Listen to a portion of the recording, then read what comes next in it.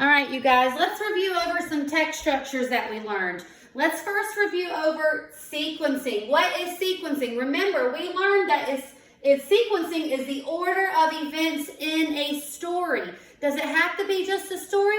No, it could be your everyday life. It could be when you're making supper or baking a cake, all right? Other ways to talk about sequencing. When we are sequencing, we are putting things in chronological order, like a timeline. Remember, timelines go from the very beginning to the very end, okay? Steps in a process, like a recipe. Step 1, step 2, first, then, next, last, all right? How do we sequence? We have keywords like I just spoke about. Before, after, first, next, last, finally, following. They go on and on and on. When we are sequencing, we have to ask ourselves, what came first? What followed? What came after? What came before? What happened next, all right? So let's talk about sequencing. We're going to sequence putting together a peanut butter jelly sandwich. How would I do that? Well, I would have first, because this is my very first step, right? I'm going to use that key word, first. That lets us as readers know that you do this before you do anything else, okay? First, we have to do what?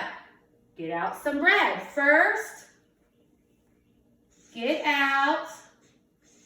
How many pieces? 3, 4? Is it important that I know? Let's go with 2. 2 pieces of bread. All right. All right, I've got my first step. What will come next? Will I use next, after, finally? I wouldn't want to use finally, right? Because that's at the very end. Let's go with next. Next. Key word, very important. Next, what are we going to do? We're going to get out the PB&J. And a butter knife. Okay, what am I going to do next? Do I want to use next again? Nah, let's use something after that. Let's use after that. After that,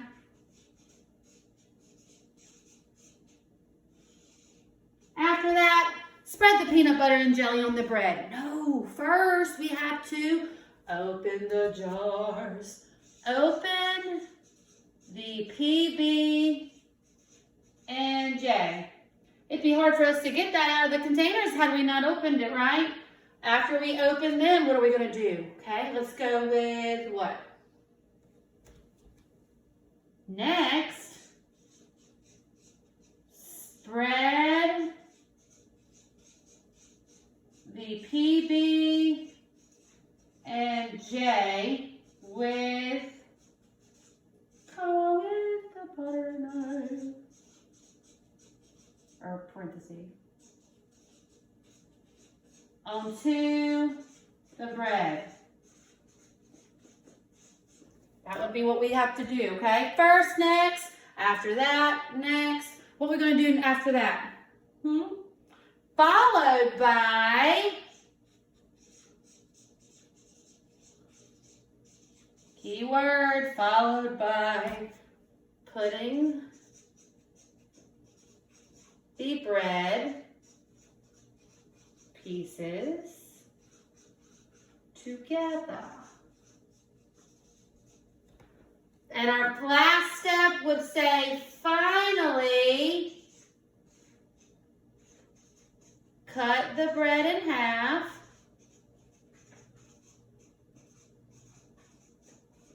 And enjoy. Now, obviously, there's a bunch of other steps that you could include, right? But this gives you the basis of making a peanut butter jelly sandwich. I have sequenced from beginning to end. That is signaled by my beginning keyword and my final keyword, okay? I've sequenced how to create a peanut butter jelly sandwich. Easy peasy, right? You remember how to do this. Y'all all did so great when we were doing text structures. At home, I want to challenge you to ask someone if they have a recipe book. And if you don't have a recipe book, which I'm pretty sure most of you will, you could look on the computer. And if you can't do that, then I'm going to challenge you to follow what I've just shown you to create your own recipe, okay? Now, if you have a recipe book, I want you to flip through and I want you to find some recipes that are using some keywords. Mine has first and then followed by, okay? I bet you can find a bunch of recipes in that book or online to look at the signal words that are used to sequence those recipes, okay?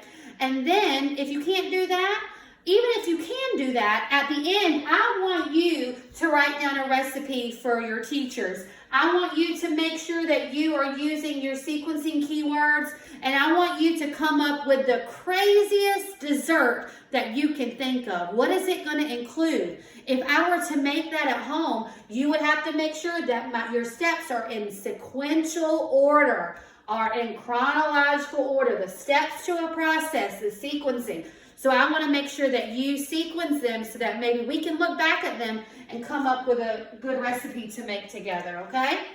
All right, let's talk about compare, contrast.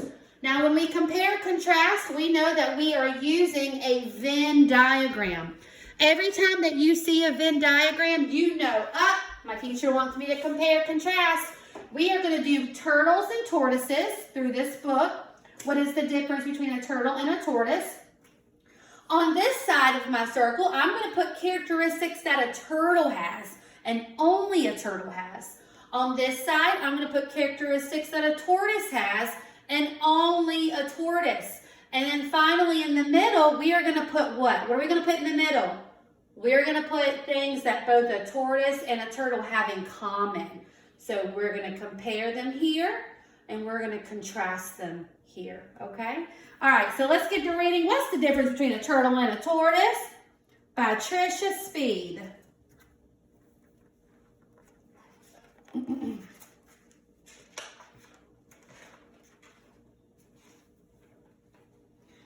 A turtle rests near the water. A tortoise walks through the hot sand. Both of these animals are reptiles. Keyword, both of these animals are reptiles. But do you know the difference between a turtle and a tortoise? So what can I put? Can I put anything here? Nope. Here? Nope. Can I put something here? They both are reptiles. So in the middle, I'm going to put reptiles. Now when you're making your Venn diagram and building it up, you don't have to be very wordy, okay? You can put short answers. We're not writing incomplete sentences up here, okay? This is just a graphic organizer for us to put all of our thoughts together. Turtles spend much of their time in the water. They live everywhere except Antarctica. Most turtles make their homes in hot, wet areas, but some of them live in cooler climates. Tortoises live on land. They make homes in dry areas. These animals are found everywhere around the world except Australia and Antarctica, okay? So, what can we put for turtles? Well, it says that they live and make their homes in hot, wet areas. What did it say about a tortoise? Do they make their home in wet areas? No, it said the tortoise makes their home in dry areas. So over here, I'm going to say home in wet areas. And over here, I'm going to put homes in dry areas. Good job.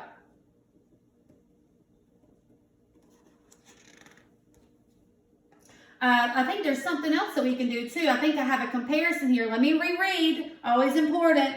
They live everywhere except Antarctica.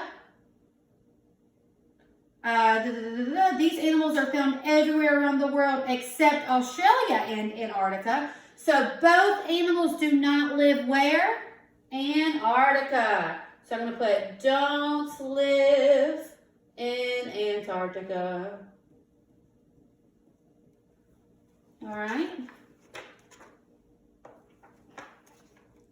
Turtles and tortoises move in different ways. Turtles swim. Most of them have webbed feet to help push their bodies through water, but a sea turtle's front legs are flippers. The flippers allow the turtle to cruise through the water. A tortoise travels on land.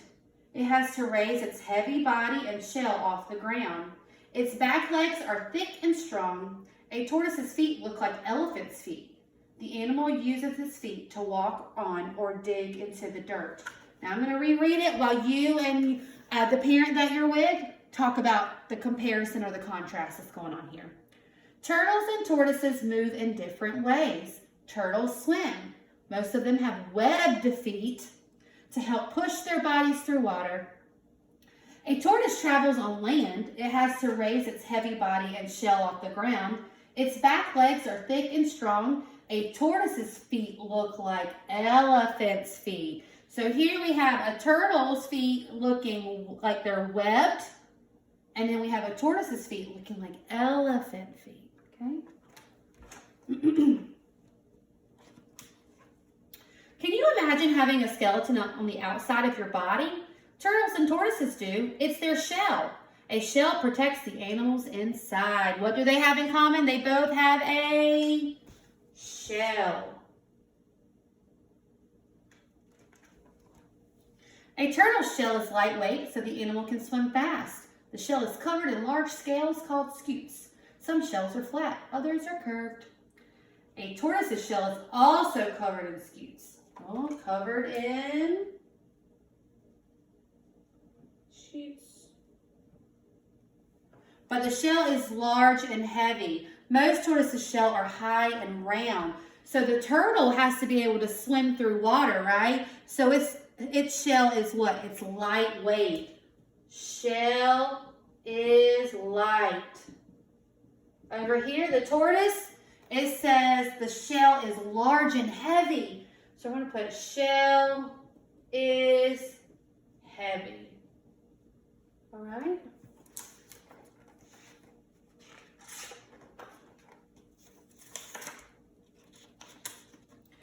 Shells are used for protection from other animals. Some turtles and tortoises pull their heads, legs, and tail inside their shell. They hide from enemies. Others simply tuck their heads inside their shells. When a turtle pulls its head and legs into its shell, the air in its lungs is forced out. This action makes a hissing sound. So both animals, both reptiles, the tortoise and the turtle, both use shell for protection. All right. I'm going to encourage you to find a book at home that you can compare and contrast two different things with. And it could all be in one book like this is, or it could be in two separate books, all right? Find two things that you can compare and contrast and write them down on a piece of paper for us, okay? Make sure that you're using a Venn diagram. Remember that the middle is for comparison and the two sides are for what each object or animal, whichever you have in your book, have only for themselves, all right?